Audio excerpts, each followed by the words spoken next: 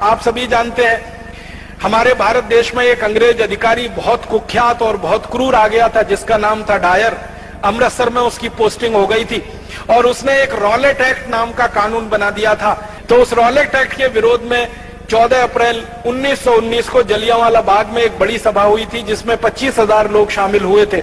उस बड़ी सभा पर डायर ने अंधाधुंध गोलियां चलाई थी। आप अंदाजा लगा सकते हैं, अगर आप में से किसी भाई ने और बहन ने पुलिस में नौकरी की हो या सेना में नौकरी की हो, तो इस बात का अंदाजा उनको बहुत अच्छे से लगेगा। 15 मिनट के अंदर 1650 राउंड गोलियां चलाई थी डायर ने। 15 मिनट के अंदर 1650 राउंड गोलियां चली थी और 3000 से ज्यादा क्रांतिकारी वहीं तड़प तड़प के मर गए थे। आप में से जिन लोगों ने अमृतसर देखा है, जलियांवाला बाग देखा है, आपको मालूम है जलियांवाला बाग के घुसने के लिए और निकलने के लिए एक ही दरवाजा है।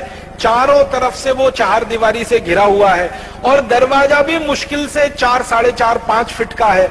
उस दरवाजे पर डायर ने तोप लगा दी थी आके, ताकि कोई निकल के भागने ना पाए।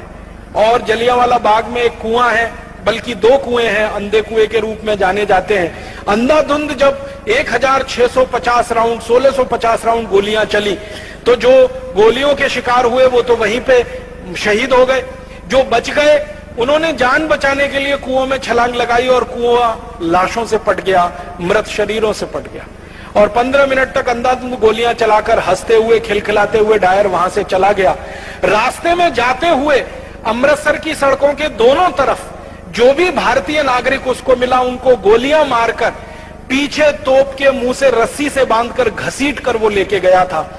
इसका इनाम उसको अंग्रेजों की संसद की तरफ से मिला था, शाबाशी मिली थी, उसकी पदोन्नति हुई थी, उसका प्रमोशन हुआ था और उसको भारत से लंदन भेज दिया गया था और बड़े ओहदे पर। ऊधम सिंह उसी हत्याकांड के समय लोगों के बीच में शामिल थे और आप जानते हैं कि उनकी उम्र मुश्किल से उस समय 11-12 साल की हुआ करती थी।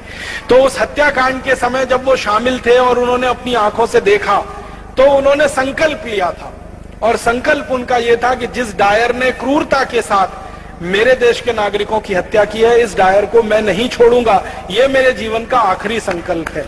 और इस संकल्प को पूरा करने के लिए आपको एक बात और मालूम है शहीद आजम ऊधम सिंह की, कि घर से एकदम गरीब थे, माता पिता का साया उठ चुका था, अनाथ आश्रम में बड़े हुए थे पलकर। माता पिता साथ में नहीं थे, दोनों मर चुके थे। बड़े भाई थे, उनकी मृत्यु हो चुकी थी किसी बीमारी से। अपने परिवार में वो अकेले रह गए थे और उनके पास आर्थिक संसाधन कुछ नहीं थे। तो जब उन्होंने योजना बनाई डायर को मारने की, संकल्प पहले ले लिया और योजना बनाई, तो लंदन जाना है, लंदन जाने के लिए पैसे चाहिए, पैसे कहां से आएंगे? तो उन्होंने तय किया कि मैं किसी के सामने हाथ फैलाऊं, उससे अच्छा है मैं मेहनत मजदूरी करके पैसे कमाऊं। तो उन्होंने कारपेंटरी का काम सीखा, ये लकड़ी का काम जिसको हम कहते हैं, और लकड़ी का काम करते करते इतने पैसे जमा किए कि अमेरिका गए, फिर अमेरिका से लंदन पहुंच गए।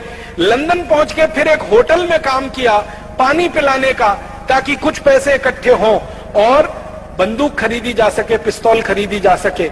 और ये सब काम करते करते शहीद आजम ऊधम सिंह को आप जानते हैं 21 साल लग गए।